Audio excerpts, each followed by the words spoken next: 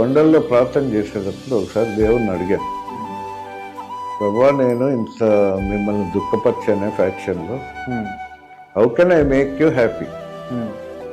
అప్పుడు ప్రభు మాట్లాడాడు, నీవు ఆత్మలను రక్షించుకుంటే, బైబిల్లో ఉంది ఒక ఆత్మ రక్షింపబడితే పరలోకం సంతోషం, అంత వాల్యూ అన్నమాట ఒక్కొక్క ఆత్మ. సో ప్రభు అన్నాడు, నీవు ఆత్మలను రక్షించుకుంటే నాకు సంతోషం. అప్పుడు నేను చెప్పాను ప్రభుత్వం, జీవితకాలం అంతా మిమ్మల్ని సంతోషపెట్టాను. సాధ్యం అసలు దేవుడు మాట్లాడతాడా? మాట్లాడతాడు. అది కూడా ఫ్యాక్షనిస్టులతోటి ఎవరితోనో మాట్లాడతాడు, ఎవరితో అయినా మాట్లాడతాడు. అయితే దేవుని స్వరం మనం వినాలి.